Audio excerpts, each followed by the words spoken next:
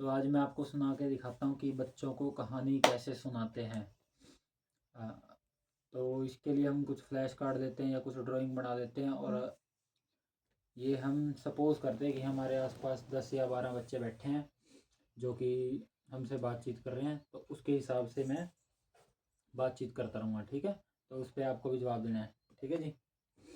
तो अब जैसे मान लो हम सारे बच्चे बैठे हैं तो और मैं टीचर बैठा हूँ उनके बीच में, फिर मैं पूछूंगा, अच्छा बच्चों कैसे हो, कैसे हो, बोलो, तूने बोलना है।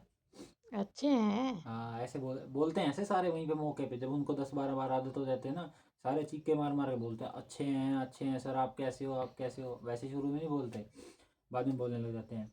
और उसके बाद फिर हम बच्चे से पूछते हैं, अच्छा बच्चों कहानी कौन कौन सुनेगा। फिर वो सारे कहते हैं मैं सुनूंगा सर, मैं सुनूंगा। चलो ठीक है, अच्छा मेरे को ये बताओ, आप को कौन सी कहानी सुनना पसंद है, चलो बताओ बताओ बताओ, कौन सी कहानी सुनना पसंद है, बोलो बोलो। तो कोई बच्चा कहता है कि परी की कहानी सुनना पसंद है, कोई कहता है मेरे को घोड़े की कहानी सुननी है, राजा रानी की सुननी है। तो फिर उस टाइम पे हम बच्चे को अगर ज़रूरत पड़ती है तो, नहीं तो वैसे ये चीज़ दिखाते नहीं है, ठीक है। तो फिर हम ये कहते हैं, अच्छा मेरे को ये बताओ ये क्या है, ये क्या है। साइकिल। हाँ तो साइकिल की कहानी सुनोगे। हम्म। अच्छा ठीक है। तो चलो फिर मैं ना आपको आज एक साइकिल की कहानी सुनाता हूँ, और ना ध्यान से सुनना, बीच में मत बोलना, ठीक है।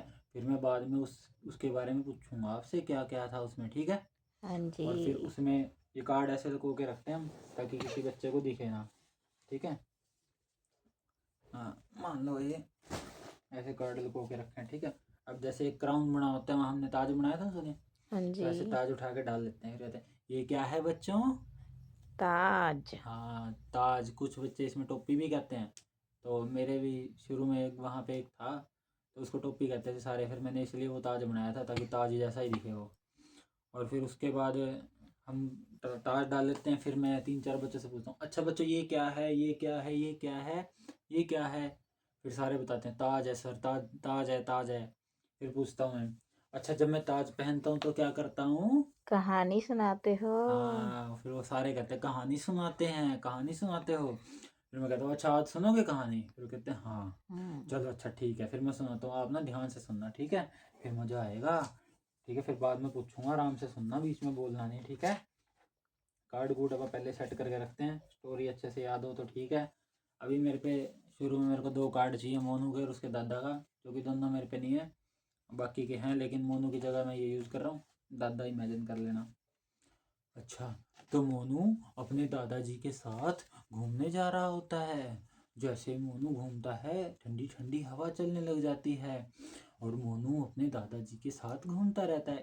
सपोज कर लो इस हाथ में दादाजी का कार्ड है, बस इस टाइम यही है। तो फिर उसी समय जब मोनू वहाँ घूम रहा होता है, तो उसे एक सुंदर सी बस दिखाई देती है। मोनू का मन करता है कि वो सुंदर सी बस में बैठ जाए और बैठकर अच्छे से दूर दूर घूम फिर कर आए।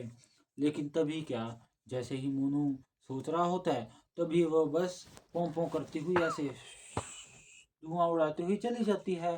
फिर मोनू बेचारा ऐसे कैसे उदास रह जाता है। लेकिन तभी मोनू क्या देखता है, उसी समय वहां पर एक सुंदर सी कार हो जाती है। तब मोनू का दिल करता है कि मैं तो अब कार में बैठूंगा। और फिर उसी समय मोनू के देखते देखते कार भी हॉर्न बजाती है और भाग जाती है, पी पी, और धुआं उड़ाती हुई कार भी चली जाती है।